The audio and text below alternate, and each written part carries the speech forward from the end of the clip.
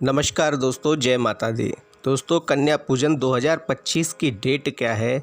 चैत्र नवरात्रि पर कब करें कन्या पूजन? उसकी सही तिथि क्या है?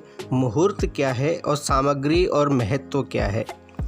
दोस्तों, हिंदू धर्म में नवरात्रि का विशेष महत्व है। 30 मार्च से आरंभ हुई चैत्र नवरात्रि इस बार 6 अप्रैल को समाप्त होंगी। इस दौरान मां दुर्गा के 9 स्वरूपों की विधिवत पूजा करने के साथ कन्या पूजा करने का विधान है। हिंदू धर्म में छोटी कन्याओं को मां दुर्गा का स्वरूप माना जाता है। कई साधक पहले दिन से कन्याओं की पूजा करने के साथ भोजन कराते हैं, तो कई महाअष्टमी को और नवमी तिथि के दिन ऐसा करते हैं। दोस्तों, इस साल चैत्र नवरात्रि 9 दिन की ना होकर 8 दिन की हैं।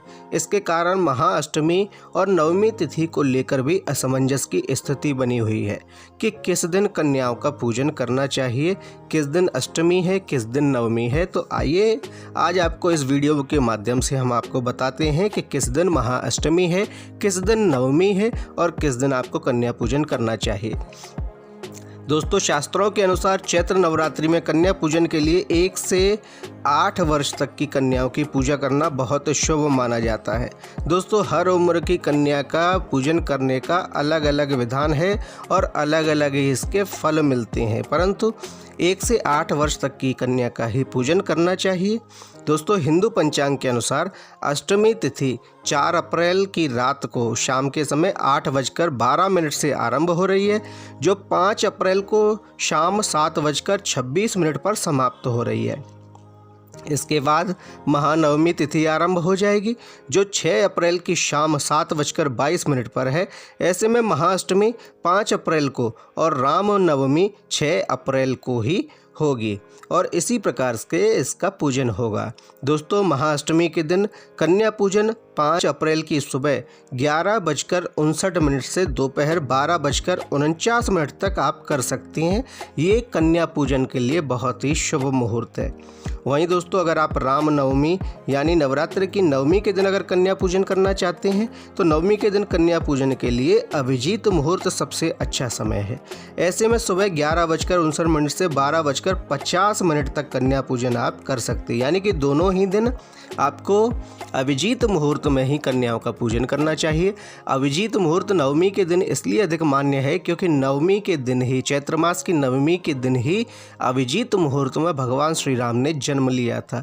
इसलिए इस मुहूर्त का जो फल है वह बहुत बड़ा होता है, वह कभी समाप्त होने वाला नहीं होता है। दोस्तों, चैत्र नवरात्रि की अष्टमी कन्या पूजन के और भी कई शुभ मुहूर्त हैं, जैसे कि अगर आप ब्रह्म मुहूर्त में पूजना चाहते हैं तो आप 4:35 से लेकर 5:21 तक आप कन्या पूजन कर सकते हैं। प्रातः संध्या यानी कि जब दोनों समय मिल रहे हो उस समय आप यानी 4:58 से 6:07 तक आप कन्या पूजन कर सकते हैं। और दोस्तों, अगर आप नवमी तिथि को ब्रह्म मुहूर्त में करना चाहते हैं कन्या पूजन, तो 4:34 से लेकर 5:20 तक कीजिए। और प्रातः संध्या जो होती है उसमें अगर आप कन्या पूजन करना चाहते हैं तो 4:57 से 6:05 के बीच में आप कन्या पूजन कर सकते हैं। इसके अतिरिक्त कन्या पूजन का शुभ मुहूर्त अभिजीत मुहूर्त ही है। कन्या पूजन में क्या क्या सामग्री आपको उपयोग करनी चाहिए, यह भी शास्त्रों में वर्णित है। इस शास्त्रों के अनुसार दोस्तों, कन्याओं के पैर धोने के लिए आपके पास एक साफ़ थाली होनी चाहिए, साफ़ जल होना चाहिए और एक साफ़ कपड़ा होना चाहिए या तौलिया होना चाहिए, लेकिन ये खुरदरा नहीं होना चाहिए, कहीं कन्याओं के पैर रगड़े नहीं। दोस्तों, आराम से ये कपड़ा सॉफ्ट होना चाहिए जिससे कन्याओं को कोई कष्ट ना हो।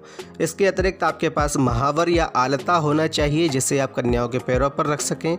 कुमकुम होना चाहिए, सिंदूर होना चाहिए, अक्षत होने चाहिए, बिठाने के लिए अच्छा आसन होना चाहिए, आसन साफ सुथरे होने चाहिए, पूजा की थाली होनी चाहिए, घी का दीपक, एक गाय के गोबर का कंडा या जिसे उपला बोला जाता है वह भी होना चाहिए, जिसमें आप हवन इत्यादि आहुतियाँ दे सकें। आपके पास शुभ फूल होने चाहिए, फूल आपके गंदे नहीं होने चाहिए, मुरझाए हुए फूल नहीं होने चाहिए, फूलों की माला होनी चाहिए, लाल चुनरी सभी कन्याओं को देने के लिए होनी चाहिए। भोजन में आपका सात्विक भोजन होना चाहिए, खीर पूड़ी या गुड़ चना, संभव हो तो गुड़ चना का भोग लगाएं, संभव ना हो तो आप खीर पूड़ी या हलवा चना भी बना सकते हैं।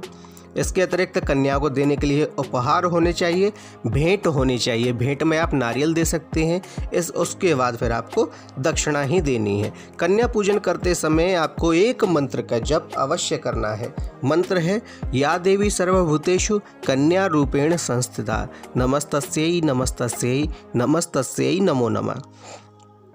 दोस्तों, हिंदू धर्म में कन्या पूजन का बहुत अधिक महत्व है। सिर्फ नवरात्रि में ही नहीं, अपितु हिंदुओं में कोई भी शुभ कार्य जब भी हो रहा हो तो वहाँ कन्या पूजन करना पड़ता है या किया जाता है। यह बहुत ही मांगलिक होता है, इसलिए किसी भी मांगलिक कार्य की शुरुआत कुंवारी कन्या के हाथ से ही हिंदू धर्म में करवाई जाती है और इसे काफ़ी शुभ माना जाता है।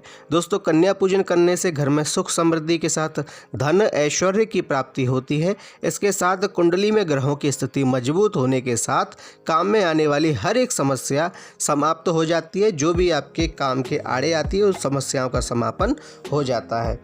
इसलिए दोस्तों, कन्या पूजन करते समय आपको मन में शुभता रखनी चाहिए और यह विश्वास रखना चाहिए कि माता भगवती का आशीर्वाद आपको प्राप्त हो रहा है।